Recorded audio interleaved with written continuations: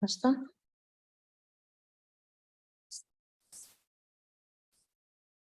Para coordenador aqui de projetos, eu vou chamar este revolucionário. Tá bom. Muito bem.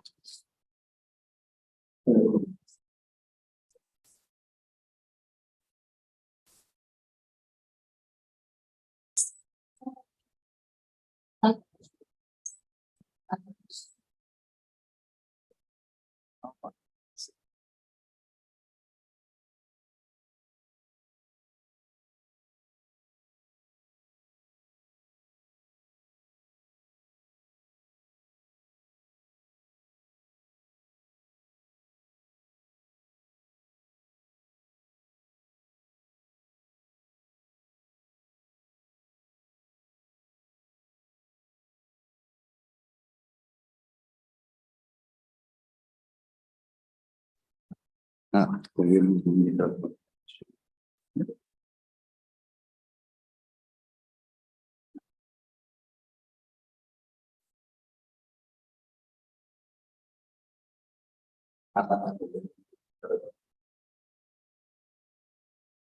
Agora vamos tentar então ver.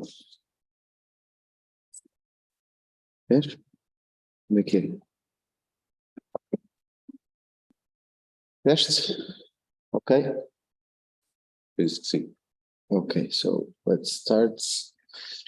Dear Mr. President of the Institute for Legal Research of the Faculty of Law of the University of Coimbra, dear Professor Rose Linhares, esteemed professor and friends, Professor Dulce Lopes, dear colleague and friends, whom I congratulate for the success of this project and through whom I greet all the others present here, in special our professors, our international guests, and our board of the University of Coimbra, I would say. Erasmus Plus projects ECi From A to Z, European Citizen Initiative, a tool for engagement and active citizenship. I would say that it is a truly structuring project for two main reasons. First one, because it has really something revolutionary at the level of our university. As the Institute for Legal Research and the Faculty of Law began to strengthen the internationalization of the University of Coimbra, also through research projects and international partnerships of this nature. Second, because primarily we are talking about an important initiative for the development of competencies at the level of civic participation, namely in the framework of the so-called European Citizenship Initiative. At a complex moment in the global order in general, and in the European Union in particular, I recall, for example, the war in Ukraine and the social unrest in the streets of France, it is imperative and urgent to reinforce mechanisms in which the citizens feel represented, mechanisms through which the citizens, namely the youngest, feel that their voice is heard for the construction of a less unequal and fairer society. It was also in this way that we can contribute to a more regulated globalization and a peaceful world. For all this, on behalf of the University of Coimbra, I thank Professor Dulce Lopes, the Institute for Legal Research and the Faculty of Law. May today be a fruitful day. Thank you all.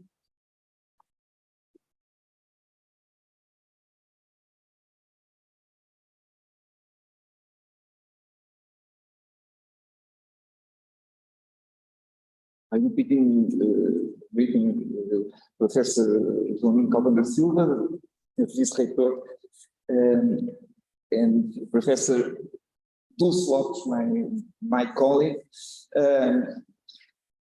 I only would like to recall that the first activity of this remarkable project took place online precisely 2 years ago, between the 22nd and the 25th of March. Whilst participating in the opening of what will be its last formal session, its ensemble of final events, it is with undisguised emotion that I allow myself today to greet all the participants in this fascinating, this generous adventure involving students, professors, and researchers from the universities of Iași, Göttingen, Vigo, and Coimbra. Time is relentless, and the truth is that we are already benefiting from a small extension. As we all know, the project's deadline was initially planned in December, but has been felicitously extended until today. I say it with emotion, but not necessarily, not certainly with the nostalgic pathos of an unremitting ending. The course of this adventure has always been so brilliantly and productively performed that I am certain that its outcomes will endure over time. The so-called workbook, and we shall hear about this book later, the so-called workbook, I was saying, will be just the first one of the many traces, if not scars in the productive, positive sense of the word, that this dazzling project will leave behind. The initiatives and collaborative tools that ECi has been experiencing to face the societal challenge of a responsible European citizenship and make it vibrantly present in the context of the academic house, these initiatives will surely constitute a generating force for new proposals and for the irresistible crescendo that our realistic optimism has the right to expect, even in contexts as difficult and dark as the one we are living in today. For ECi, the University of Coimbra Institute for Legal Research, it is a privilege to host this closing ceremony. And if I have already mentioned the amazing overlapping of care, generosity, and work that make this point of arrival possible, I cannot fail to express ECi's recognition, certainly saluting all those who participated in it, but above all, and very especially, saluting my colleague and friend, Professor Lopes. Without her extraordinary work capacity, her unconditional dedication, her precious experience and knowledge and tenacity, none of this would have been possible. ECi, on whose coordinating board she notably participates, already owes her many precious contributions. ECi, European Citizens Initiative, and its memorable experience with its promises for the future is surely one of them. Many, many thanks.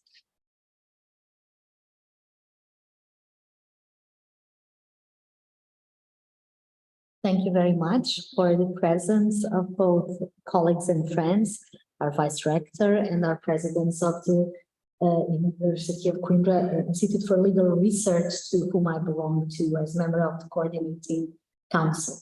And it's indeed a pleasure to be here surrounded by partners in crime, in the ECi project, and also surrounded by many people, almost all of the people that helped us make this come true within the University of Coimbra as coordinators also of the project. So today it's our final session of the project. It's an open one. We had many activities along these 2 years and 3 months. We had intensive courses, peer learning activities. We had moments of the model ECIs where the students presented their own proposals of what they thought could be a necessary and a joint idea for a better European Union. And so this could be the seed for a future European Citizens Initiative. We work very well collaboratively in international setting. And the proof is that we have lots of outputs to show, and really good outputs, I should say. We have an online course that will be open in September to everyone who wants to learn more about the European Citizens Initiative. It was closed so far to the participants of the project, but it will be made open. We have games for you to play in our website, ECi From A to Z.eu. So just go there, and we have an escape room prepared for you. And as already mentioned, at the end of the project, we will have the workbook that is also published and will be very soon available. We present it and do the first opening today of the book, so that everyone who wants to know a little bit more about European Citizens Initiative can have a source with a lot of contributions, practical ones, in some cases where you can find guidance on how to engage yourselves as active European citizens. So the project ends, for what I can say. I will later on close the session in a very positive note, I would say. During the day, you will be able today to hear experts, persons that in practice work with ECi, teaching and discussing more than teaching, because this was very dialogical, the project itself, researchers and students, and we want to bring it also today to the table. So we will have, in the beginning, we will have a keynote speech, and I'm very delighted to hear it just a minute from now. And then we will have 2 roundtables at around 3:30. Maybe this transmission will stop for a while because we will have many students from schools around Coimbra that will come to do exercises and practical activities, escape rooms, quizzes, games, card games on European citizenship and European Citizens Initiative. So we will maybe stop it for a little while, but then we will come back to say, bid you farewell with the last session where we will present communication issues and the workbook of the project. So this is our program for today. Some of you that are online, the persons here in the room already know it from the program that was divulged. Just again, by thanking everyone for all the collaboration and friendship and help. Even today, we started at 8 o'clock in the morning here, just moving chairs. So thank you for everything. And I will pass on the floor and the table to Professor Elena Danesco, that has greeted us and honored us with her presence. She has already contributed to the project in another initiative we had, and it was really well succeeded. And we have the pleasure of having her here in person today. So I call Professor Elena Danesco to the table to do her presentation, and maybe you should. Yes.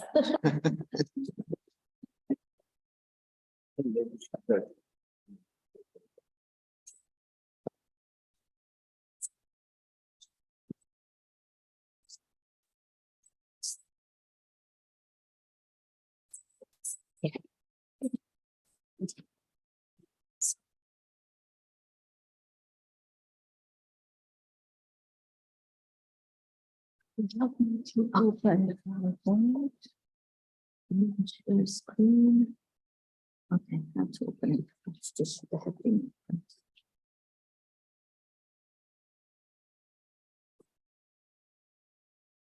Sorry about this. Is this EPT? Yes. Okay. Let's go back to Zoom. And I think it's maybe already done, right? So let's do it from the start. Yes, great. Perfect. Thank you very much. So, dear Professor Dulce Lopez, dear colleagues, we have a problem. I do apologize. So, dear Professor Dulce Lopez, dear colleagues, I'm very grateful for the invitation to be today with you. I'm particularly thankful to Dulce Lopez and also to my colleague, Ana Maria Berco, professor at the University of Iași, and her team for involving me and the University of Luxembourg in this amazing project full of creativity devoted to Europe. I would like to tell you one word more. The University of Luxembourg will be happy to share the content of knowledge created during this project for her students and for the students of the Greater Region University, gathering 7 universities from France, Belgium, Germany, and Luxembourg. My presentation of today, it's devoted to the history of the European idea and also to the intrinsically evolution between this concept and the concept of civil society. Here is the University of Luxembourg, which is very young, only 20 years. Oh. Should be this one. We have a little bug. Okay. Yeah, it started. So I would like to lead you in a journey through the origin of the ideas of European civilization, European Union, and also the idea of the civil society, which evolved symbiotic since 3,000 years. So despite its historical division, Europe was built on a shared set of ideas, ranging from the Greco-Latin humanism to the principle of the French Revolution. Before the people of Europe achieved the unification of their continent by the force of law, several other figures, emperors, princes, conquerors, envisaged a single space ruled by one crown. Over the centuries, many philosophers, writers, and legal experts developed theories and the rapprochement of the people of Europe. The first who evoked the notion of Europe was the Greek poet Hesiod, who wrote for the first time about the myth of Europe. The term Europa gradually came to be used to refer to all the lands to the north of the Mediterranean basin. Since the 5th century before Christ, Greek philosophers began to study the conceptual understanding of concepts such freedom, justice, equality, and democracy, and how they are embedded in the functioning of the community. Thus, Socrates supported the idea that conflicts within society should be resolved through public debate, and Plato, before him, saw the ideal state as a society in which people dedicate themselves to the common good. In the 1st century before Christ, the Roman philosopher Cicero spoke for the first time of societas civilis, civil society, itself a development of Aristotle's idea of koinonia politicae, political community, that enabled citizens to share in the virtuous task of ruling and being ruled. Nevertheless, neither Greece nor Rome distinguished between state and society. In the 2nd century Anno Domini, when the Roman Empire was at its height, it covered the entire Mediterranean basin, stretching as far as Asia Minor. Under the Pax Romana, literally Roman peace, a culture devoted, inspired by Greek humanism and the Christian religion that form the basis of the European civilization, the concept of civil society progressively and lastingly entered in the history of mankind. In the medieval era, dominated by the absolutist monarchies and strongly hierarchical societies, the European idea finds its embodiment in rulers such as Charlemagne, Charles V, crowned as Emperor of West, even which marked the reunification of Western Union under one crown, or of Charles V, which abdication put an end to his dream of unifying Christianity. However, the Treaty of Westphalia endorsed states as political units having their territory and sovereignty, and enabled the monarchs from national armies and to control public life. Consequently, before the Enlightenment period, absolutism was the hallmark of Europe, and civil society was not discussed until the 18th century by liberals attacking absolutism. The English philosopher John Locke was the first one that distinguished between state and society. For him, the state was a part of civil society, but he distinguished the political order from the community, placing the moral basis of the political order on the consent of the community, that is, on society. On the other side, the French thinker Alexis de Tocqueville presented civil society as a network of non-political actors, of social organization that strengthened democracy. Thus, he introduced the notion of subsidiarity, which allows civil society to be involved in governance by limiting the power of the state, while ensuring that the creative energy of society remains outside of the state and remains within civic activism of association. The 19th century was an evolutionary period for European history and a time of great transformation in all spheres of life. Human and civil rights, democracy and nationalism, industrialization and free market system, all ushered in a period of change and chance.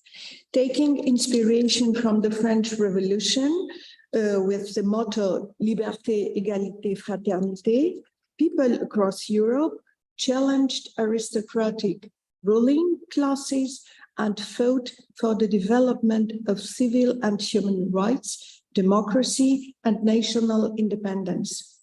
At that time, the German philosopher Friedrich Hegel launched the idea that the economy is a part of civil society, which is identified with market relation, whereas his compatriot Karl Marx argued that civil society was strongly shaped by class antagonism. Later on, the Italian thinker Antonio Gramsci developed a concept of civil society that differentiated it both from economy and the state, although he had a difficult time expressing the independent role of civil society without it being an instrument of state politics. Meanwhile, the principle of democracy is proving to be more and more of a determinant factor in shaping the European political and civil society.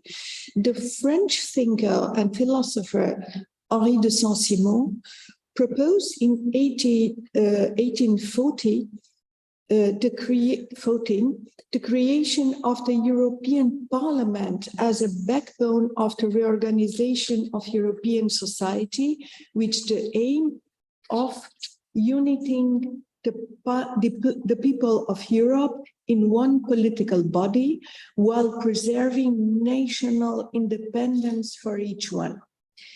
In 1815, the Congress of Vienna announced a new type of cooperation that would be developed until 1914, the Concert of Nations, according to which European countries would meet regularly to address common issues, especially war and trade. The historical evolution of the idea of Europe in this evolution, the year 1848, with a wave of revolution sweeping across Europe, marked a turning point.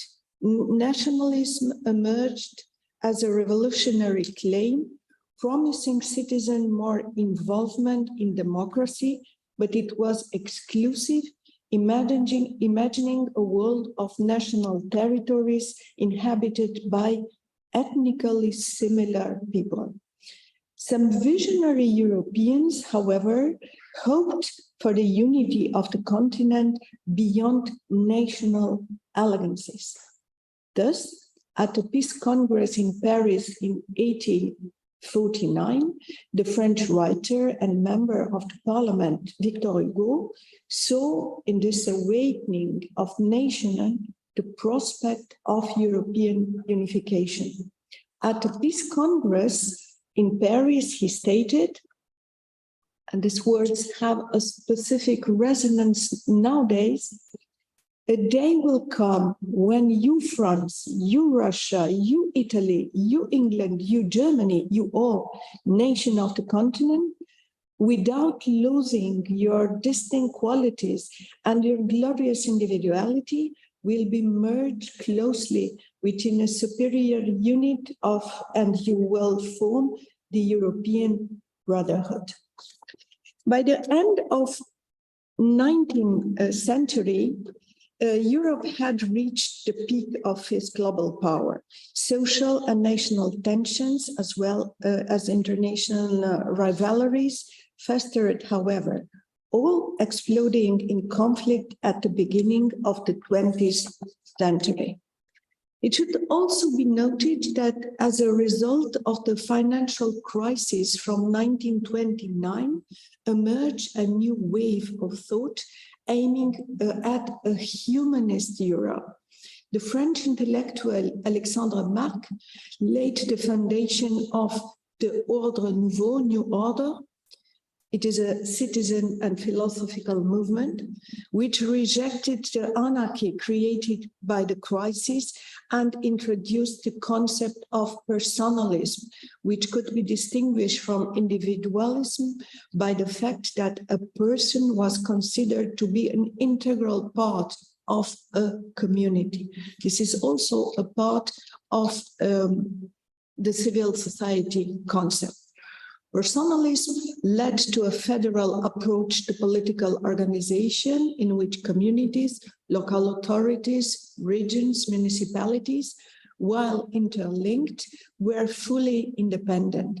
Based on this ideology, Marx hoped to create closer links between European peoples as a way of giving European a human dimension.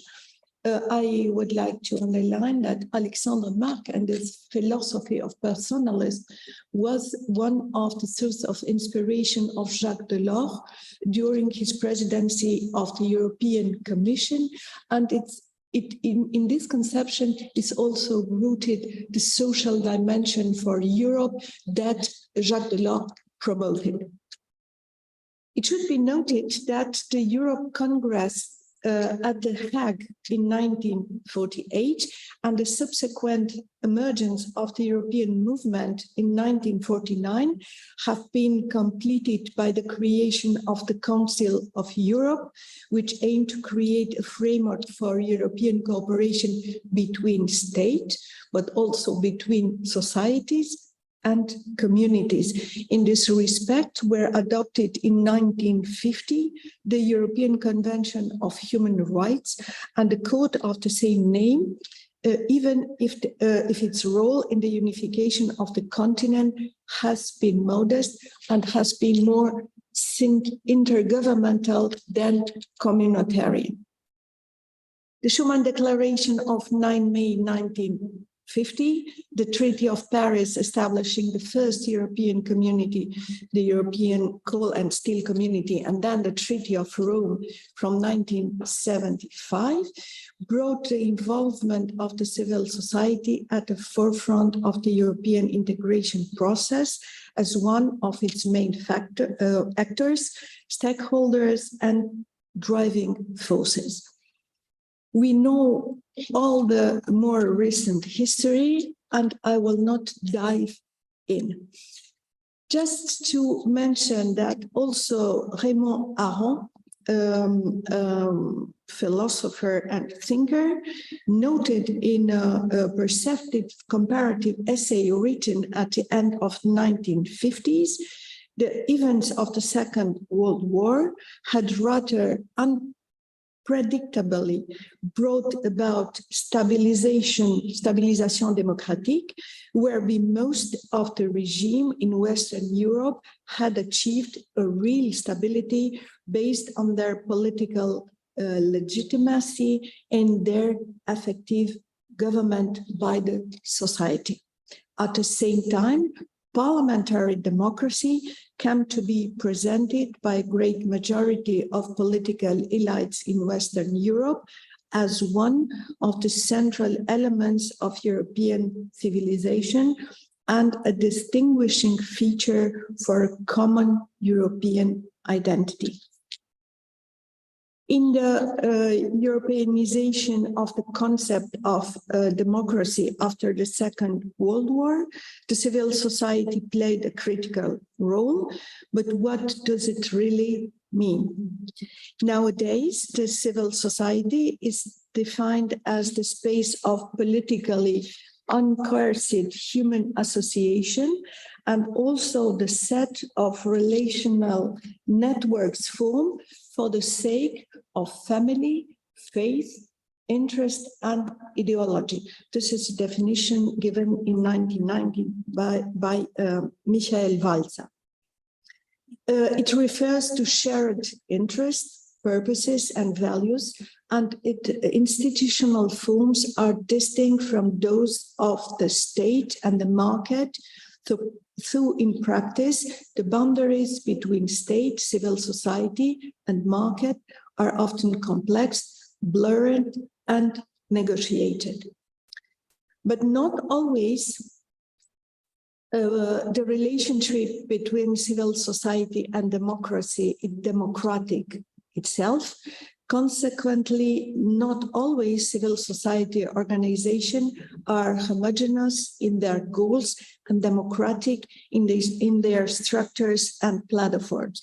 Civil society has been used, for example, and my colleagues from Romania are knowing very well this, to promote political and economic transition in the former communist countries, as well as to promote democracy and human rights in fragile states. Through the employment of disruptive, violent, illegal, or socially irresponsible strategies, civil society organizations accustom their members to behavioral patterns which are diametrically opposed to those necessary for the smooth functioning of democratic regimes.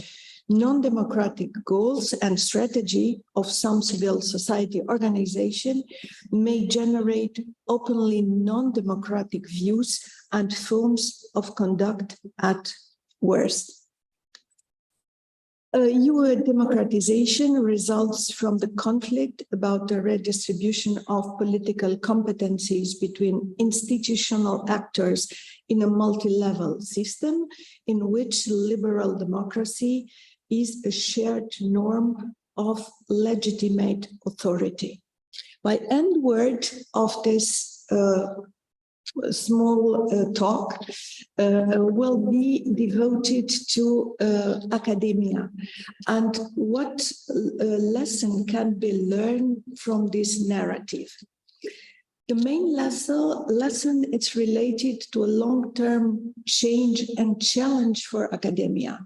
It means sharing knowledge with students, researchers, and civil society, improving skills for citizens, forging attitudes, and generating democratic behavior in the society. Thank you very much for your attention.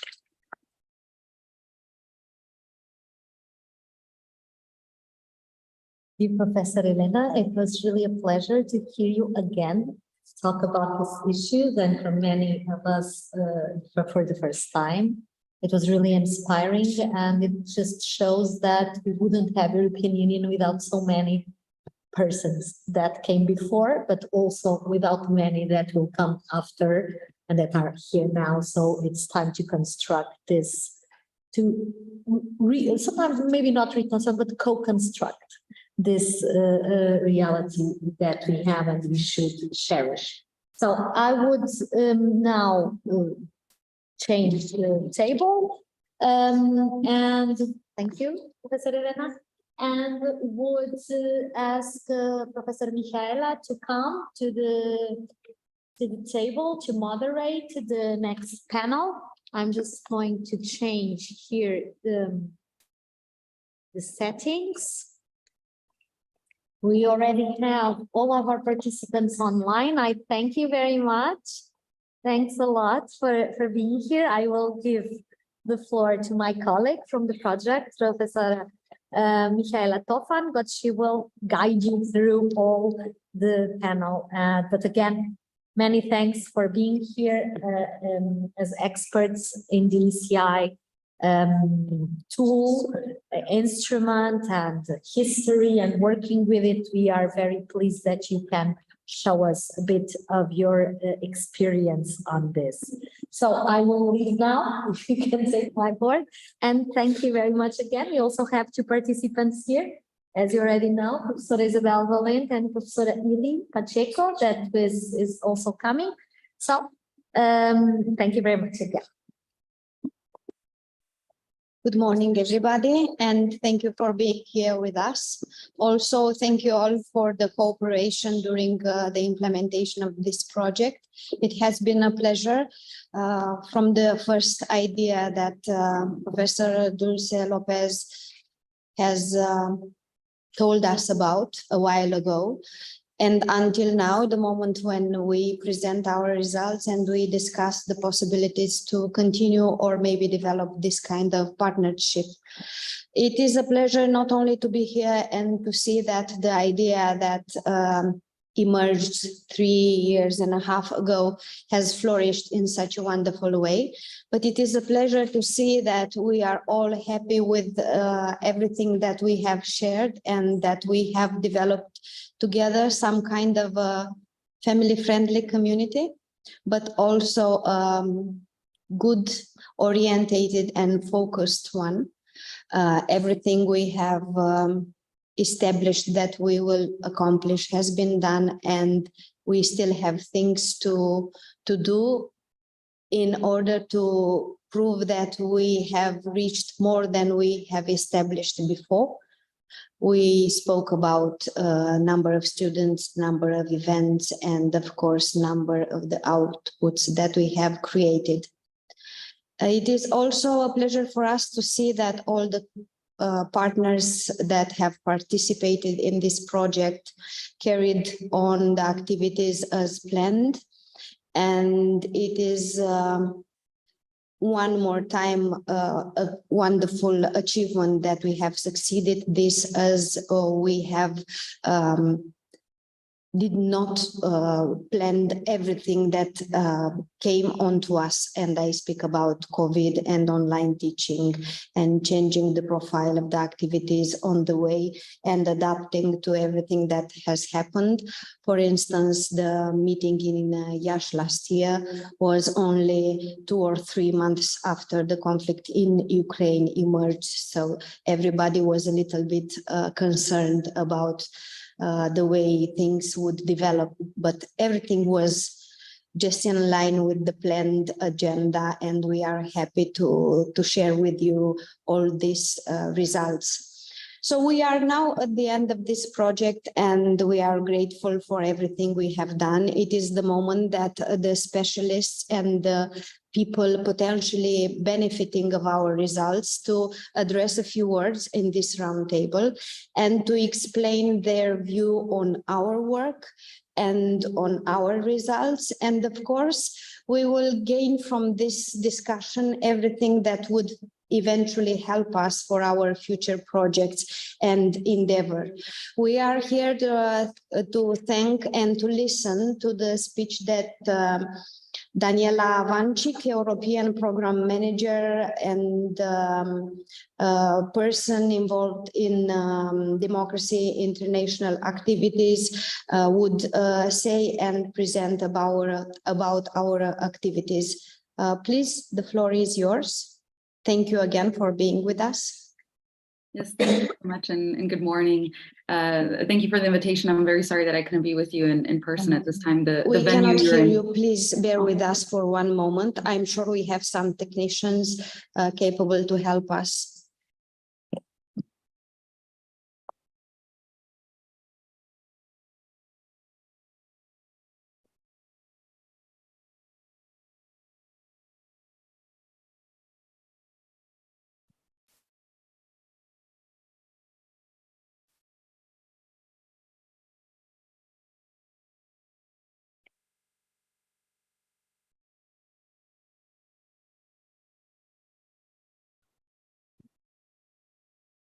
So maybe you could say something in order to check if everything is okay. Thank you.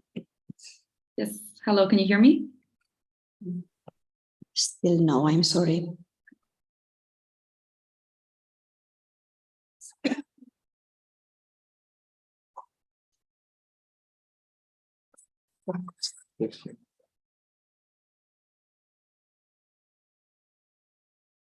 Maybe I could start with you. I'll call the technician. Okay. So I hope your time is not very pressing. We would like to suggest change in our program just to invite our colleague who is here in room with us and somebody will solve the problem with the connection. I'm sorry again and thank you for your understanding. We move to our dearest colleague Ili Pachenko. Because we had an order in the presentation. Well, okay. We will do another change as Ili suggests. I have a very journalistic presentation, so. Thank you. You were welcome. the second one, right? You were the second one, the order? She was. That's okay. We can move in this one. She was the second one.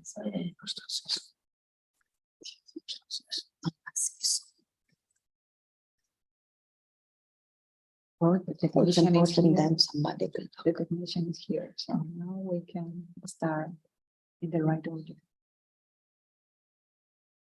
Podem falar? You may speak. Which person is going to speak? Daniela. Daniela, you may speak. Turn off your. Yes. Yes. Can you hear me? Okay. You can hear me? Okay, I think I see some clapping. Okay, great. Thank you very much and thanks for the invitation. And yeah, apologies for not being able to be there with you in person because the venue especially looks very beautiful. And yeah, it's great to see also colleagues that I work closely with on the ECi, Sylvia and Christian. So my name is Daniela Vancic and I'm the European Program Manager at Democracy International, as mentioned, since 2017 already. And already on day one of the job, I was working on the ECi. So you can say I've been working very closely on this instrument for the past 6 years. And this has been a really interesting time for the ECi because it's seen a lot of updates and changes and positive developments over the last several years. And probably we'll hear a lot about that from Sylvia.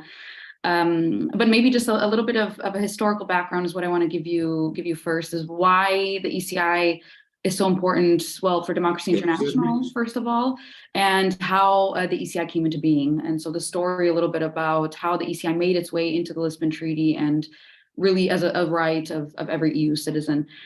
So firstly, a short explanation of what the ECi is. I don't know how much you know at this stage, but just very basic, maybe the most simplest way for me to explain what the ECi is saying it's a petitioning instrument, where you can gather signatures on certain topics, and the signatures are then handed over. This is a simple way I could explain it, but we don't really like to say that the ECi is a petition, because it is a lot more.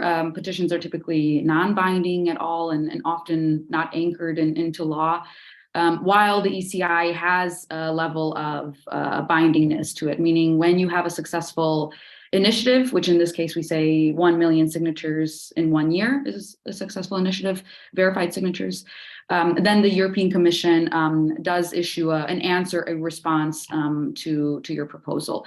And there are also a few other steps that happen along the way, like the Commission will invite the group of organizers of a successful ECi for an exchange, and the European Parliament invites the organizers for a public hearing and a public debate, with the possibility of a resolution. So there is a greater political response to successful ECIs than there is to your average petitioning instrument. That's why we say the ECi is more. But now on how the ECi came into being and what Democracy International's role there was. So back 20 years ago in the early 2000s, it was the last European convention, which is what brought us the Lisbon Treaty that we have today. And at the convention, it was the founding members of Democracy International who were experts and advocates for direct democracy. They were pushing for an instrument like the ECi at the EU level. So at the time, this was very inspired by the Swiss style of democracy, which you might know is heavily based on citizens' initiative instruments. And the idea back then was just like in Switzerland and other places around the world, is that such an instrument would be able to trigger a referendum. So the idea was that a successful ECi, whichever threshold was imagined back then, I think it was 750,000 signatures for the first round of signature collection, that it would lead and could essentially trigger an EU-wide referendum on the topic. Now we know the ECi instrument did make it its way into the convention and into the final proposals, also by a last-minute effort, actually, of one of the campaigners, and we have his diary and an account of the events of what happened on our website if you're really interested in this background story. But of course, the ECi made it in. But it does look a bit different than what was originally proposed. So there is, of course, as we know, maybe you learned it already in this conference, no basis for an EU-wide referendum, and the ECi is definitely not the possible way to get there, at least not today. But this is still, let's say, a dream of Democracy International that one day in the future the ECi could evolve to offer this. But for that, we'll need a new European Convention and revision of the treaties, and that starts to get a little bit tricky. So all this storytelling is just to say that NGOs and campaigners have been at the very heart of the ECi from the very beginning, and they're still probably one of the most important stakeholders in the ECi today, because every single successful ECi that we have so far, and we have 9 official successful ECIs, so those that met 1 million signatures in 1 year, but 3 are in the verification stage right now, so we might likely have 12 successful ECIs soon. Every single one of those have had a network of NGOs supporting them, at least some big NGOs that have helped run the campaign. So NGOs, we say, really help give life to the ECi and help mobilize the citizens around the instrument, and even today, especially today. That's a little bit about the role of the NGOs in the ECi and the ECi's background. Now, to give you a little bit more of a general overview of the ECi, I think it might make sense to go through briefly the different steps of the ECi, because at least, well, if you're a little bit like me, I'm a bit of a visual learner, so I need to see then the life cycle of an ECi. So I think I can share my screen now. Just confirm that you can see here my screen. Okay, I think I can see it there in the background. So yeah, I just want to go through these different steps and maybe it will help you visualize also what the ECi really looks like in practical terms. So the first thing that happens is before you launch your initiative, you need to know that your initiative can get registered also, and you need to set up your initiative. That means not you alone. There needs to be you and let's say 6 other friends. So 7 people from 7 different EU member states make up what we call the group of organizers. And this is then the group of organizers who launch the ECi. Once you have that group, you can then ask to get your initiative registered. And here you need to make sure also that your initiative follows certain criteria. For example, it's following EU values, it's not frivolous, that it's not against human rights, and so on. So there's a group of criteria that a certain criteria that needs to be met. And the commission then approves that. And at this stage too is where I just want to mention you can also get support from the ECi Forum, which is established a couple of years ago. Is really like the help desk for the ECi and for ECi organizers. So here you can get tailor-made campaigning, fundraising, and legal advice for your ECi, for example. There's really a wealth of resources and learning materials to help ECi organizers or those that are maybe interested in launching an ECi. And all of this is free of cost. So if you are in the room and thinking this is something that's interesting for me, I might be thinking of launching an ECi in the future, I would really recommend that you explore this ECi forum so that you can get those kind of materials and resources. And that's actually at this step 2, a good stage then to utilize that. So also to help maybe in the wording and the different demands then of your initiative and make sure that it's legally up to par too is something that the ECi forum can do. And once that's done, once you're registered and approved, then we move on to step 3. And this is where you can start the campaigning stage. So you have 6 months to choose the start date of your initiative once you've been registered. And here you can start collecting signatures and really the campaigning begins, the countdown to 1 year. And those signatures can be collected on paper or online using the central online collection system, which also has a 24-hour help desk and has also helped run the campaigns and helped host the signatures for several successful ECIs at this point. So you have one year to collect this 1 million signatures that have to be meeting the threshold in 7 different EU member states. So again, this is a European Citizens Initiative. All those 1 million signatures can't come from just Germany, for example, where I'm based. We really want to see this transnational side of the tool come out. So there's a threshold in 7 different member states. In some member states also as well, you can be 16 years old and sign. So it's typically connected to the age to vote in European Parliament elections, but a number of member states and a growing number of member states, really happy to say that, is now lowering the age to sign in ECi. In Germany, for example, as of January 1st, you can now sign at 16. In Portugal, it's still 18. Yes, and then once you reach the signatures, it's time to get the signatures verified. Of course, this is usually done by random sample. It's the member states, the competent authorities who do this stage, and there are 3 months that the member states then verify those signatures. So as I mentioned, we have 3 signatures right now. That's a little bit in this step 4 limbo stage. They're getting their signatures verified, and so we might see that we have 12 successful ECIs. Maybe at some point soon. And then, of course, the signature gets submitted, and the commission then will have, there'll be so maybe let me get to this point, step 6. There's a number of things, as I mentioned, that takes place once you submit the initiative, meeting the members of the commission and relevant commissioners there according to the topic of your initiative. And this is a good point to exchange and really raise the issues of your initiative. The European Parliament invites also the members of the initiative for this public hearing. As I mentioned, it could also be to a resolution and to a vote in the European Parliament. And then within 6 months, the Commission will respond to the initiative and say whether they will take answer and how this will then look like. So this is in basic, the general background and the different steps in the life cycle of an ECi. This helps me understand a little bit the instruments when it really gets to the details and the finite points of how an ECi works. There's even more than this, of course, and the rules of the game are all in the regulation of this, but this is just the basic background. So if you're looking to launch an initiative, maybe this is a good place to get started, to come here and see the different steps. And then I would really recommend that you also visit the ECi forum so that you can get more tailor-made advice. And I didn't take a look at the time, but I think that might be it for now. So I hope this helps to start the discussion. Thank you so much for your presentation.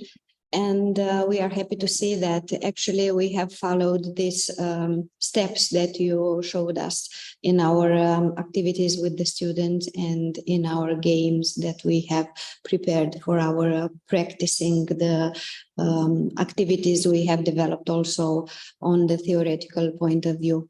Thank you again. And maybe we can take one or two questions from the room if there are any. If not, maybe we can leave them for the end of the roundtable. I hope your agenda allows you to stay with us till the end.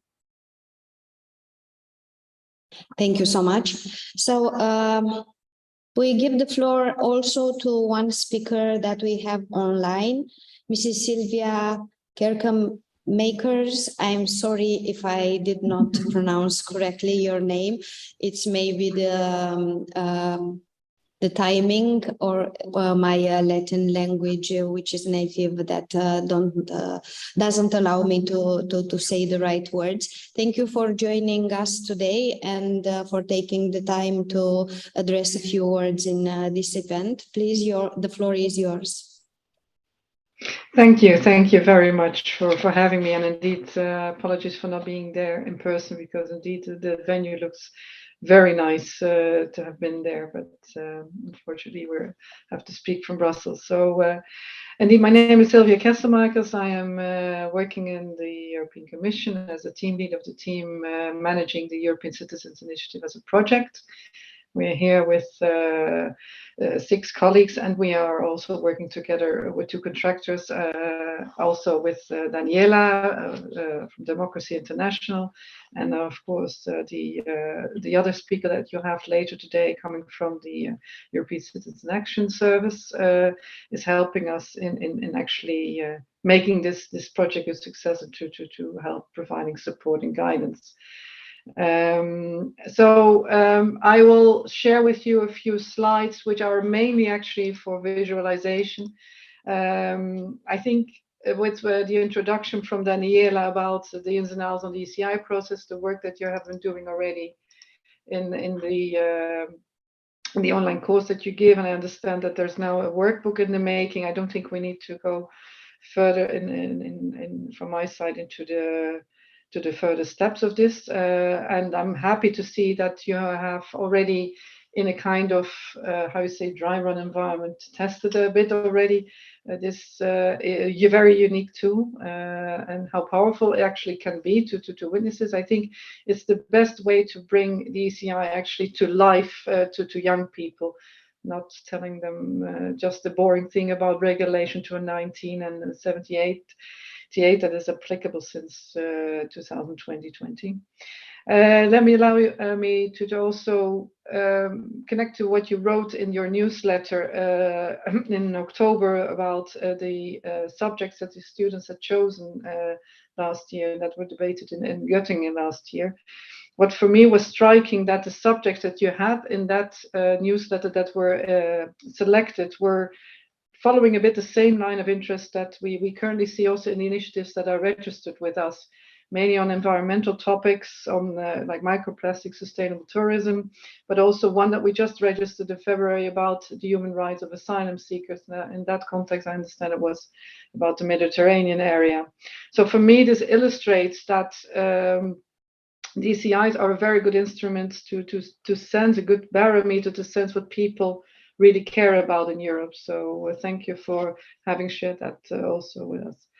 When I look at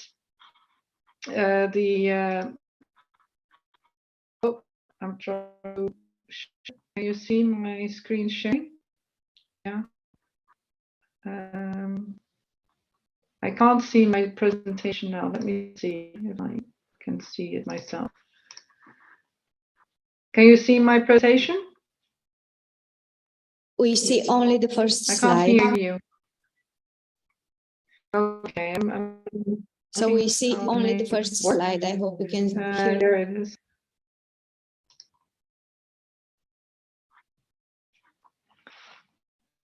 Problem with the connection. I will continue talking as long as you can hear me, and I hope that I can now.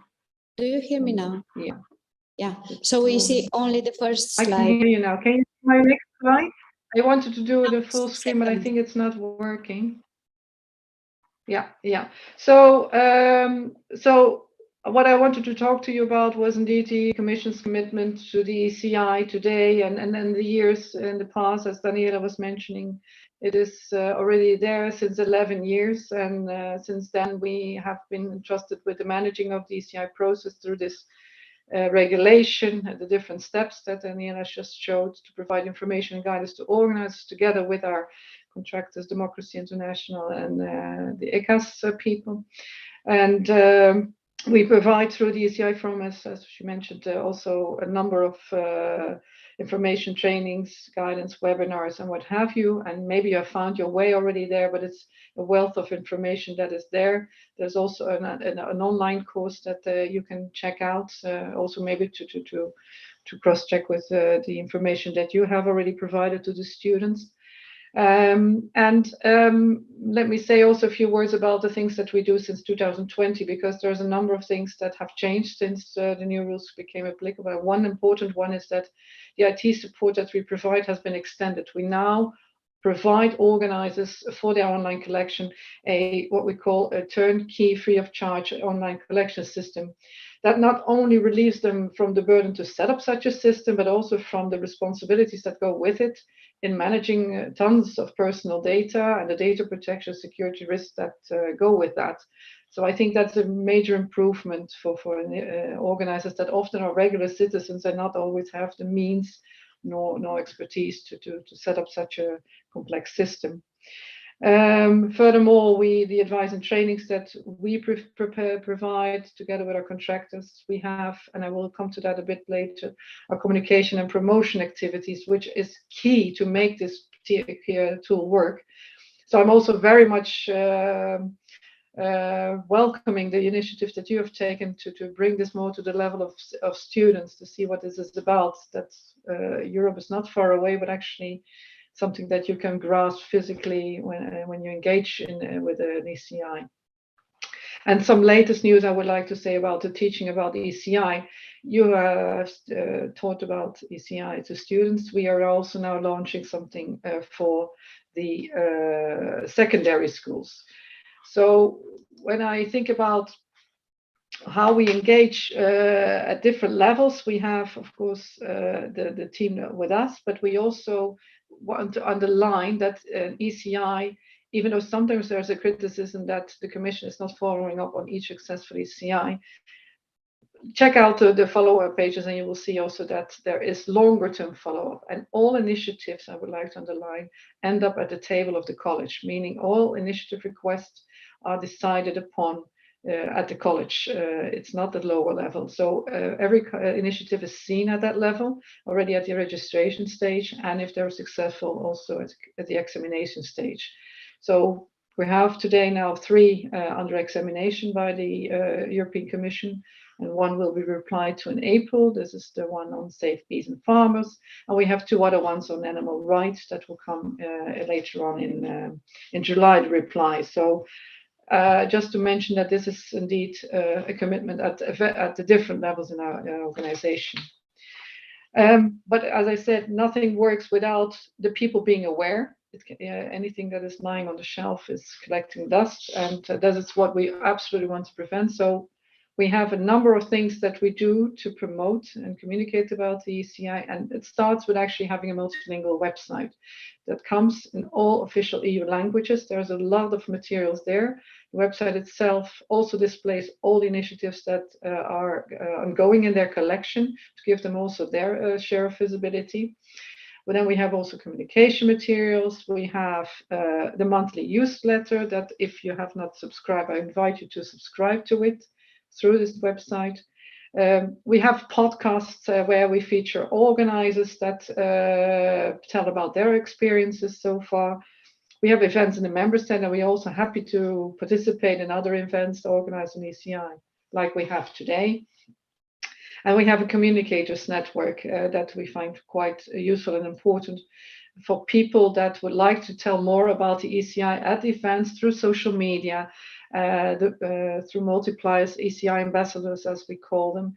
And this is the network that allows us to also operate more locally, because it's difficult to just communicate through our social media, only the ECi. It's one level of communication, it's useful, but locally there is more interaction possible also with the people, and definitely universities and schools like yours can definitely help in bringing that. Then we also will launch a Facebook group network soon. This also makes it easier to do this interaction with the communicators. So when that news is there, we will also communicate on that in our newsletter. So the communication materials, I will also share that in the PowerPoint for future references, because they also provide the nice links to the part of our website with the communication materials. The ECi forum that Daniela was referring to, that is managed by them and ECAS. We have indeed the newsletter, as I mentioned, the events, and then the social media, of course, which is a big part of our campaign from out of Brussels, because that's the easiest for us to reach out a larger audience in the different languages. As you've seen last year, we had a multipliers gathering where we gathered not only ECi ambassadors, people in the member states that do work for us, but we also are in contact with the national contact points, also NGOs who want to help us with multiplying actually the message. So, and the latest thing that I would like to share with you in our communication exercises is the educational module. This is a toolkit that we have developed for schools, for youngsters in the age of 16, 17 that are not yet able, of course, to set up their own initiative, but that can still in some countries already support initiatives, like, for example, Germany, and now as of May also Belgium. There are a number of other member states that have already lowered the threshold. And like you, we think it's very important to involve young people already from a young age onwards, and then actually to make them acquainted with the tools that are available to them. Let them get their hands on it, to play with it. And this is what we try to do. And we will also organize a school competition for these schools where they can submit a video about an initiative that they have been thinking about that fits also with the framework of the ECi, and that will lead to a outcome, a prize that will bring them to Brussels later next year. So I very much like that approach, because youngsters, you need to approach in a different way than the regular citizens. So for me, being here today, it's a nice opportunity to bring to you what we can offer, but also to see how we can also help with the information that we have, the materials that we have, to also teach for next edition, maybe your students on the ECi, and to raise their awareness. And of course, the students that have participated already in your curriculum can be our multipliers for the periods to come. So thank you also for that. And I wish you also good luck with the continuation of your project. And I'm happy to take any further questions you may have.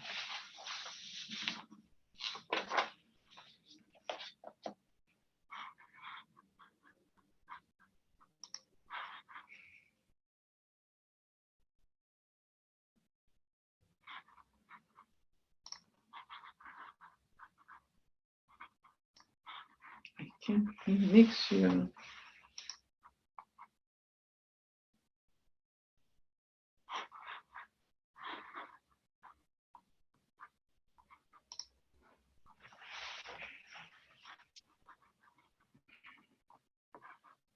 I think the main room is on mute. Yeah, yeah, that's true. The main room.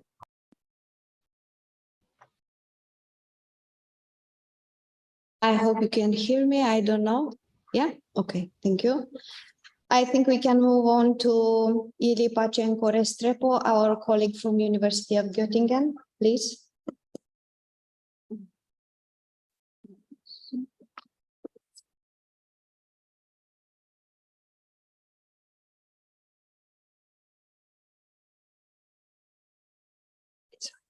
Is it working?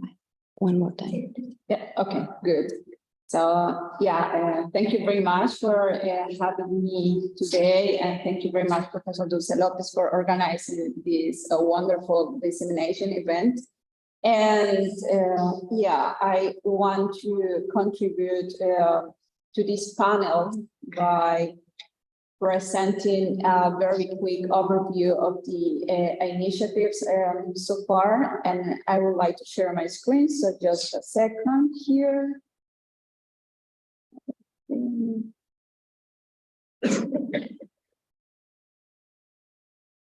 Is it okay? Yeah, I think it's working now. So, yeah, my name is Vanessa Pacheco. I'm a researcher and a tutor for the ECi project. It has a wonderful experience with all of you guys during these 2 years and this amazing work that we have done in the promotion of European Citizens Initiative in all our universities. So, following the line of the panel, so we had first like this general overview of the European Citizens Initiative itself, of the mechanism and how it works, and also like the way how the European Commission has been involved in promoting the European Citizens Initiative as well. And today, and now in my contribution, I want to address very briefly like some of these initiatives in the successful initiatives, basically. During these years since the European Citizens Initiative started. So basically, we have more than 100 initiatives that have been presented to the European Commission, intended to register. But of these initiatives, around 96 initiatives were registered. And of these 96 initiatives, only 6 initiatives have had an answer from the European Commission. This is a significant number, actually, in terms of the interest of Europeans in participating and promoting and starting and launching this European Citizens Initiative, and only 6 have managed to get 1 million signatures. But now we can talk about other 3 initiatives that they did during the last year, and they are currently waiting for a response by the European Commission. So this is what the European Commission calls successful initiatives, the ones who which get more than 1 million signatures as required in the regulation. So far, we have 2 successful initiatives in the field of fundamental rights, which is water is a human right, and right to water is the common name, and One of Us. But we have also initiatives in the field of culture, for example, this initiative Minority Safe Path, that it aims to improve the protection of persons belonging to national and linguistic minorities and strengthen cultural and linguistic diversity in the Union. But I want to call your attention to this fact. We have so far 6 initiatives, environment-related initiatives. So basically, the successful initiatives, not only in terms of collecting 1 million signatures or more than 1 million signatures, but also to receive an answer from the Commission, are in the field of environment and animal welfare. So the first group of these initiatives are this Stop Vivisection initiative, which was registered in June in 2012 and got an answer 3 years later in 2015. And this is vivisection is the practice of performing operations on live animals for the purpose of experimentation or scientific research. So basically, this initiative aimed at calling on the Commission to propose legislation to phasing out the practice of animal experimentation in the European Union. The second initiative is Stop Glyphosate. which was registered on the 25th of January 2017 and got an answer the same year. The collection, the period of collection signatures was reduced by request of the organizers. And basically, this initiative called on the Commission to propose to member states a ban on glyphosate and to reform the pesticide approval procedure, and finally to set European Union-wide mandatory reduction targets for pesticide use. And the third initiative is in the case H, which was focused to ask the Commission to prohibit the use of cages, farrowing crates, or stalls, individual cow pens, and so on and so forth, for some specific animals in the European Union. So the initiative was registered in September in 2018 and got an answer in 2021. So now we will come back to this indication initiative because it's probably a true successful initiative. No? The second group of these environment-related initiatives I want to call your attention today is the ones that have been recently considered valid initiatives, which means that after the verification process of the signatures, they got more than 1 million valid signatures, and that's why they are on the line waiting for an answer from the European Commission about the request. So the first of this group of initiatives is the Safe Bees and Farmers, which was registered in September in 2019 and got an answer last year in 7 October. And this initiative called on the Commission to propose legal acts to phase out synthetic pesticides by 2035, restore biodiversity, and also support farmers in this process and in this transition. The second initiative is Stop Pinning EU, which was registered on the 2nd of January in 2020, and it was declared a valid initiative just this year in 11th of January. And the initiative seeks to extend certain regulation in the European Union to the trade of fins. And therefore, like organizers asked the Commission to develop a new regulation extending fins natural attach to all trading of sharks and rays in the European Union. The third initiative, which is also an animal welfare initiative, is Safe Cruelty-Free Cosmetics. It was registered during the pandemic in June in 2021, and it was declared a valid initiative after this verification process or the verification stage in the process on 25th of January this year. So this initiative called on the Commission to protect and strengthen the cosmetics animal testing ban, transform European Union chemicals regulation, and commit to a legislative proposal chlorine, a roadmap to phase out all animal testing in the European Union before the end of the current legislative term. So this is what we have so far. But I want to come back to this indication age, because even when the official term that is used to refer for an initiative that got this significant number of signatures is successful initiatives, in the practice, this is one of the biggest issues that the ECi faces, because there are significant challenges in all the European citizen system participation, and one of them is the impact of this. Now, and in the case of the European Citizens Initiative, unfortunately, we haven't had like that kind of response by the European Commission in terms of new legislative projects or in terms of new regulation adopted, except for in the case of the first initiative, which was a right to water. It was at the end, it was adopted a revised drinking directive, but it wasn't the purpose of the organizers with that. They saw that the European Commission declared the right to water as a fundamental right, as a human right, and it didn't happen.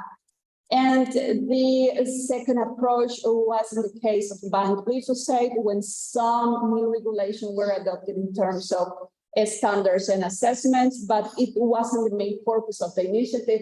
But the response of the European Commission to this indicates that it's going to be a real successful initiative, because let me show you how it's. So basically, as I said before, this indicates seek to prohibit the use of cage, farrowing crates, cell stalls, individual cup pens, and for certain animals in the European Union. And the process that has been also outlined in the first presentation by Daniela, a little bit about the different stages, is this one that we have here. So the registration occurs in 2018, and they also start the collection of signatures. They got some funding, mainly by Compassion World Farming and NGOs. And the collection closed in September 2019, and they managed to collect more than 1,300,000 signatures, and it was declared a valid initiative on 2nd October in 2020.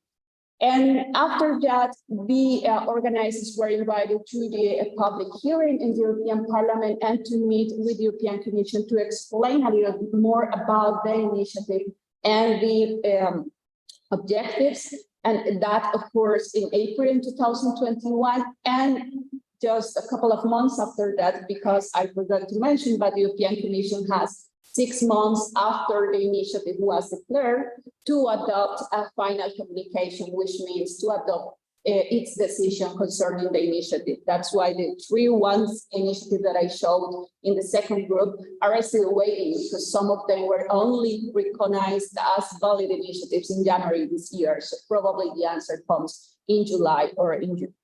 And in the case of this initiative, in the case A, so the Commission's answer was adopted in June in 2021. And the Commission's answer basically states that the Commission commits to table by the end of this year, 2023, a legislative proposal to phase out and prohibit the use of cage systems for all animals mentioned in the European Citizens Initiative. So this is a big expectation, I would say, not only for organizers that have been involved in this European Citizens Initiative actively, but also for all citizens. I remember reading in one of the papers or one of these big studies published by Bertelsmann Stiftung, which I think is the next presentation that we hear. They say what the European Citizens Initiative actually needs is at least just one initiative, successful initiative. And this is probably going to happen with this initiative in the cage age. And that's why I wanted to share with you and yeah, again, to invite you to get engaged with citizen participation and also like to join and support initiatives. Organizers, they have expressed how difficult it is to reach 1 million signatures. So it's very important that we continue to promote this kind of space and engaging people in participation and citizen participation in Europe. So thank you very much, and very looking forward for this Q&A.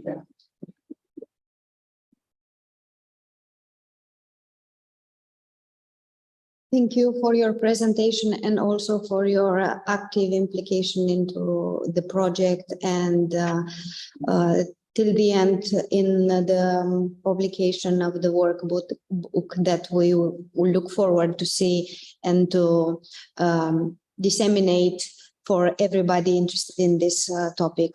I propose that we move forward and we leave the questions for the end of our discussions in this roundtable. And I invite one more time one speaker from online, Mr. Christian Huisman. Sorry again for spelling or misspelling the name. The floor is yours. I hope the technicalities will not trouble us one more time. Yeah, thank you very much. My first question, as always, is, can you hear me? And I think you can hear me very well. Perfect. As all the other panelists already said, dear Professor Lopez, dear all, thank you very much for inviting us, for having us here, having me here to speak about the ECi. The ECi is is one tool that accompanied me the whole time I'm working now for the Bertelsmann Stiftung on citizen participation, especially on citizen participation in Europe. So yeah, it's a matter, very personal matter for me to speak here about our assessment of the ECI. And I would like really to focus my input on two things. Firstly, on the question, does, or better to say, did the ECI deliver what it promised, but more to have a secondly focus on what does the ECI have to do with the youth. Yeah, although we all know the youth doesn't exist, but please permit me to speak of the youth as such. Yeah, and at the end I will bring these two things together for a closing statement. I will not have a presentation. I will just do it verbally. So if you have questions afterwards about what I said, yeah, just reach out, yeah, or just raise your hand. So first point, does the ECI live up to its promise? What did it promise? What does it promise? Yeah? And I have to say, I'm really looking into the past. And as my co-panelist Sylvia Kesselmaker already said, there was a big reform process in 2020. So I will add something according to this a little bit later. Yeah, but again, what does the ECI promise? And to assess this, we can look, for instance, at its own stated objectives. It's in Article 11 of the Treaty of the European Union and Regulation. I don't bother you with the concrete number, but the regulation on the Citizens Initiative. And the first own objective is to allow EU citizens to invite the European Commission to submit a legislative proposal. And the reality is, so far, it is in principle possible for any group. Yeah, as Daniela already said, for any group of 7 EU citizens from 7 countries to invite the Commission to submit a legislative proposal. But in practice, if you look at the numbers and at the organization groups, only well-resourced and well-networked, well-organized citizens with support from civil society really stand a chance. Yeah. Second objective is to encourage citizen participation. I mean, the whole instrument encourages citizens participation. So as such, it's successful. But if you look at numbers, yeah, we have to say that only a small fraction of the EU population has, up until now, actively participated in an ECI so far. Around 10 million ECI signatures, and I think it's a little bit more. It's more around 12 million right now, have been collected so far. Even if they were all from different citizens, it would only account for roughly 2.5–3% of the EU's overall voting age population. Yeah. Third own objective, to make the Union more accessible. And again, the mere existence of the ECI has made the Union more accessible. That's a fact. Yeah. It's even more accessible and it's more user-friendly after the reform of 2020. I mean, this is great. Yeah.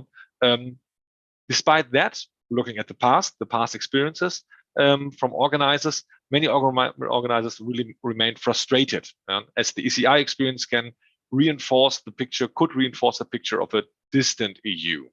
The opportunities, and I'm now more or less quoting from interviews with organizers, the opportunities for interaction do not always meet the expectations of successful ECI organizers. Reported shortcomings include, for instance, a low level of deliberation, little opportunity for real exchange of views, and as my co-panelist Yili Pakeko already said, the impact has been very uncertain, even of a successful ECIs. But now, as I already said it, the reform of 2020, we see not a small but a big silver lining at the horizon, and even the numbers and the successful ECIs Yili already presented, it shows that there's a change. More successful ECIs in the 2 past years.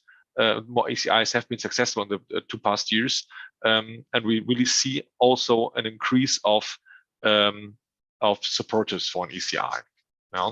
So there are shortcomings, but there's a silver lining, a strong silver lining at the horizon. That's the assessment right now.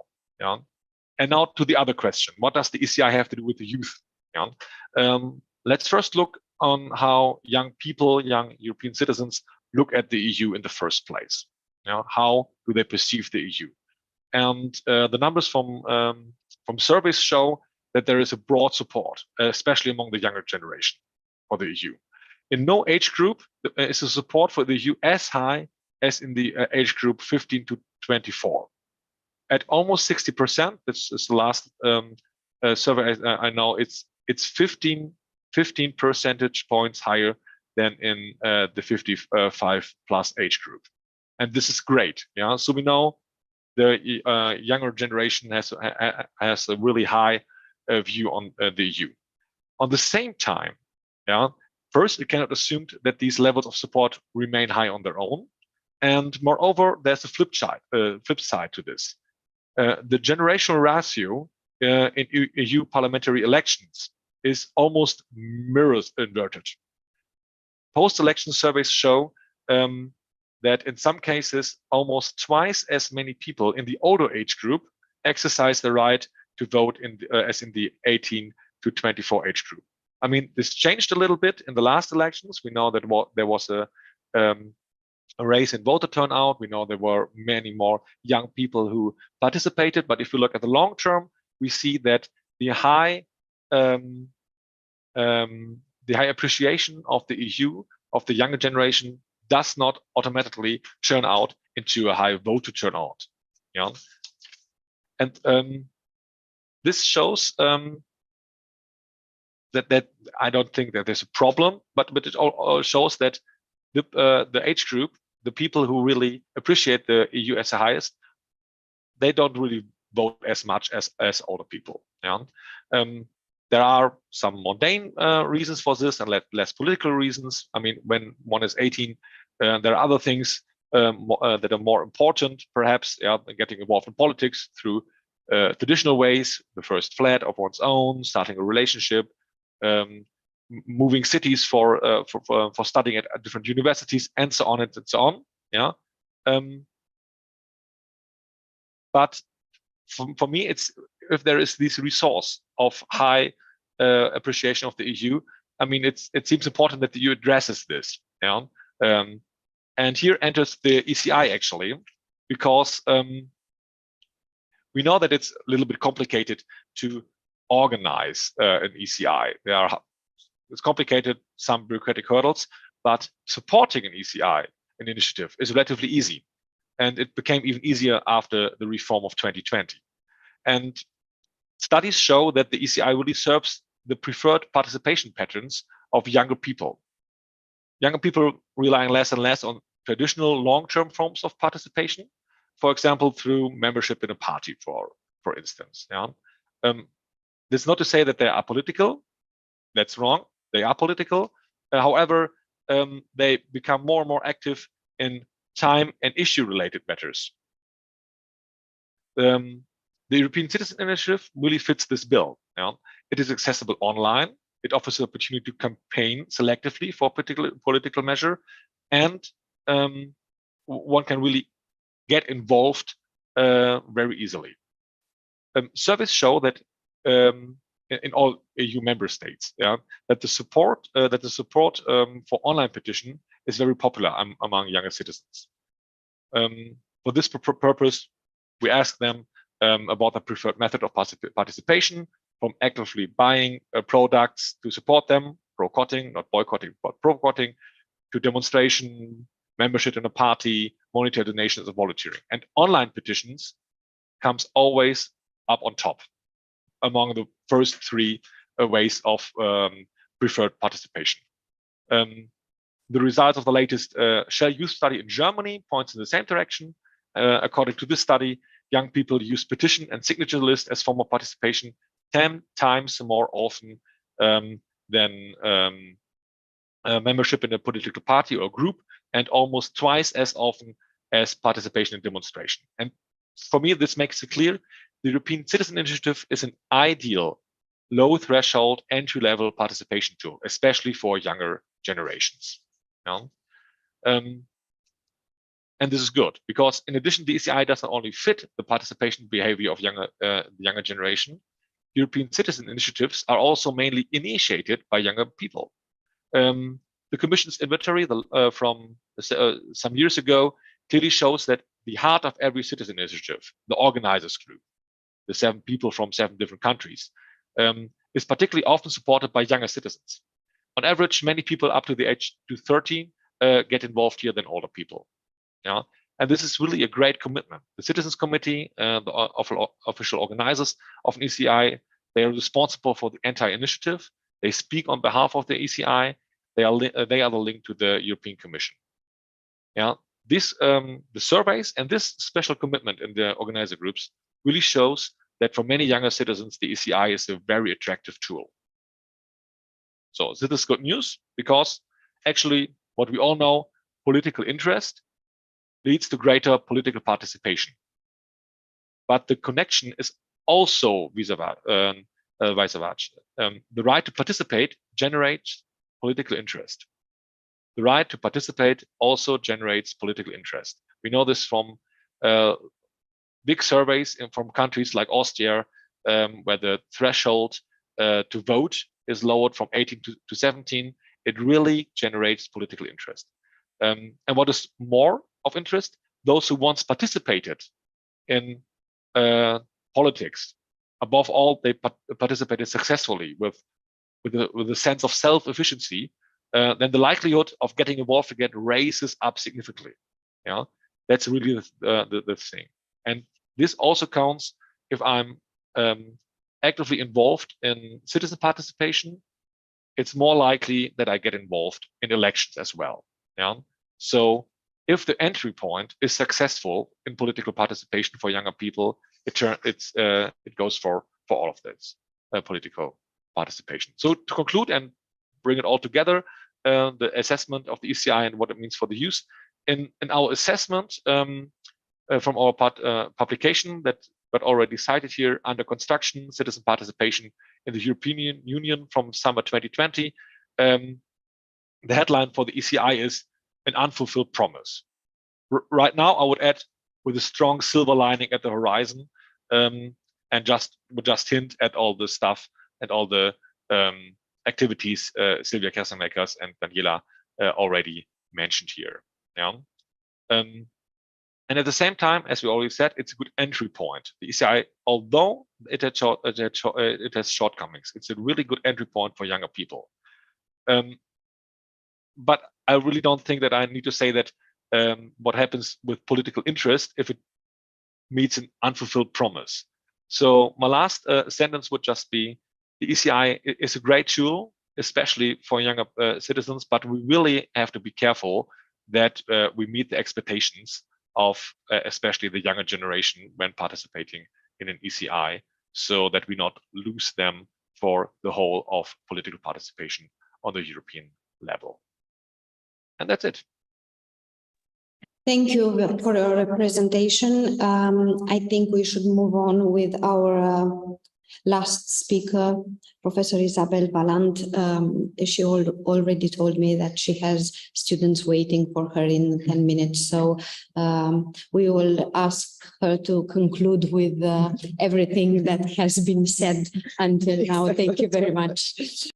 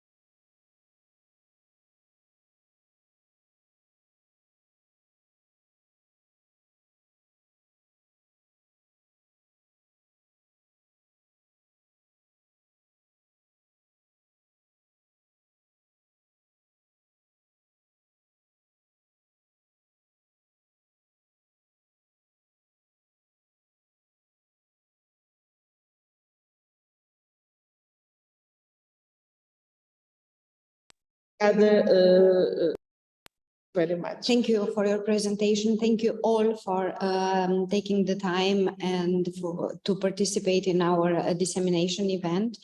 And I am asking the public if you feel like you would like to engage in a discussion or there is a question you might want to address. Yes, please, Professor Danescu. Very much. It was for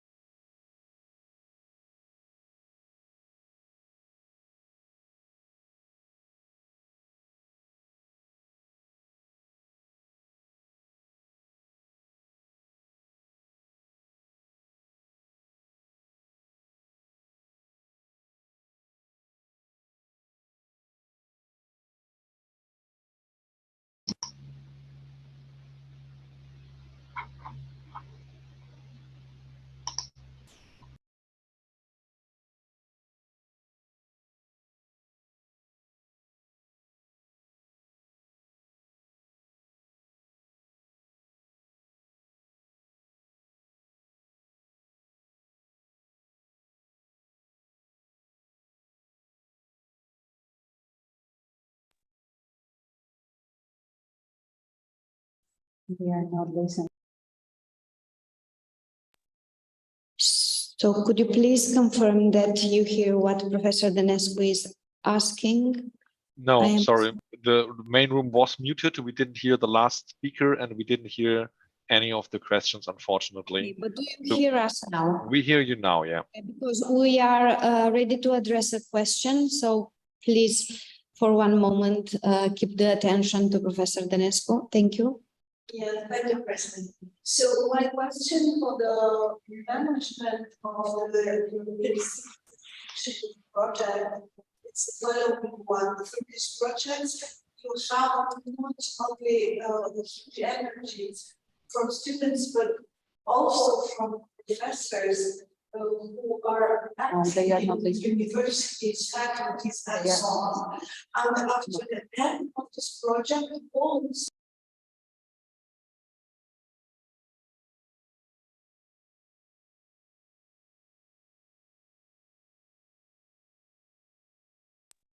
follow generation of students. My question is, the European Commission, the management of the European Commission project. Just a moment, please. Thank you. Where are these professors, researchers, and so on, having carried out such a project? Because these professors could be motivators of this kind of knowledge and experience sharing. And in the perspective of the election from the next year, involving this professor, researchers, and so on as experts could be a good idea in order to involve more young people in being good European citizens and go to vote. So the question is, at the European Commission level, do you have a portfolio of competencies and specialization of professor, teachers, leaders of European Citizen Initiative project in order to use their experience in knowledge sharing in the future?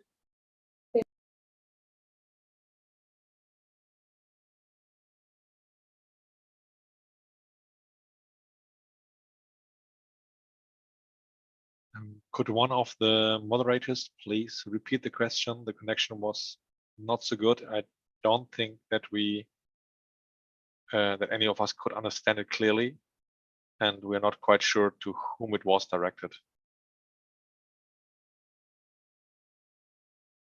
And you're still muted in the main room, so we cannot hear you. Do you hear me now? So Professor Danescu, would you like to address the question from my mind? Please.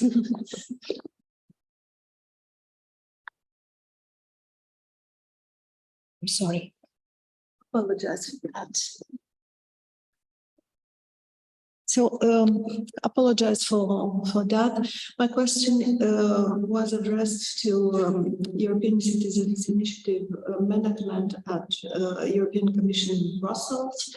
The question is, did you have a list or do you have a mapping of the name of the coordinators, professors, competencies of all the participants and coordinators of the European Citizens Initiative projects in order to use their experience and their knowledge, as special as multiplicators in order to making young people aware, especially in the perspective of the European elections from the next year.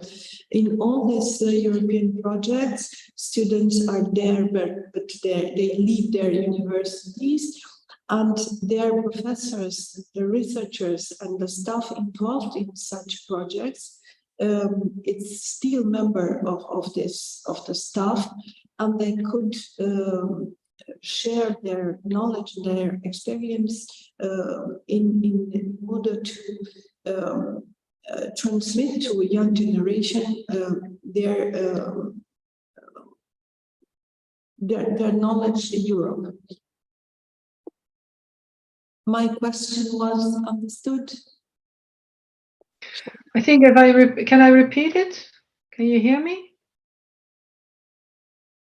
Yeah, maybe just to repeat the question, it's about the professors, the universities, if we have a list of those that are engaged in ECI that you would like to have to get in contact with them, or is it more broadly about the multipliers list that we have in general and the organizers? So maybe if I reply to that question, taking those two elements. When you would like to get in touch with organizers, their contacts are displayed on the webpage of their initiative on our website. So the representative and the substitutes' names and their email addresses, contacts are there to be found. They're not there, they're kept at least for the lifetime of the initiative, and some don't mind to keep it as well later on. Otherwise, you can also ask to get in touch with them via us if we have not yet deleted it for data protection reasons. For the multipliers, we have what we call an ECI ambassadors list. These are the people that have volunteered to help us with the networking, being present at events and so forth. We don't have a comprehensive list of people in the universities that are willing to help on the ECI. We have, of course, some people that we know also through the articles that they write. Also, Bertelsmann Stiftung is one of them. But there's not a comprehensive network of universities that we can dispose of. But maybe, Democracy International can have some information on the list that they have. And so maybe, Daniela, if you want to share something. Yeah, I can also jump in because we help do some dissemination work for the ECI, and I'm also an ECI ambassador myself, so I also help with this. But yes, we put together a list of multipliers, is what we call them, that help disseminate information about the ECI, and we do this, we categorize them by different, whether they're working in the academia, whether they're working on different also issues based, because we see that there's some popularity in some different topics of the ECI. NGOs, of course, as I mentioned, is a huge stakeholder group. So we try to identify who the key stakeholders are in these groups, and that's how we build our multiplier list. So this is I think a really critical way to get the word out about the ECI is to start already with the core group of those who might be interested or already working on the ECI, and disseminate that information throughout their groups. And of course, academia, professors is really important group there. And if you're willing to help us with that and to grow that group too, that would also be really great. So please get in touch with us. Yeah, you can be in touch also via us, so directly with Daniela. That's fine. But indeed, it's a group that we're building, but we don't have indeed yet a comprehensive list. But we're working on it. So any help that we can get from your universities would be great. And we can already share what we have with you.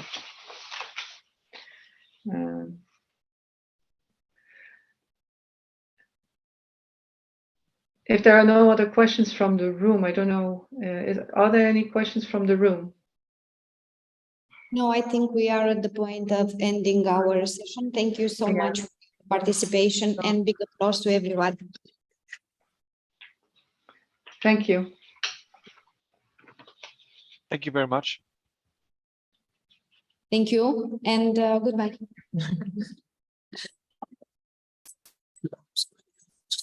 Thank you.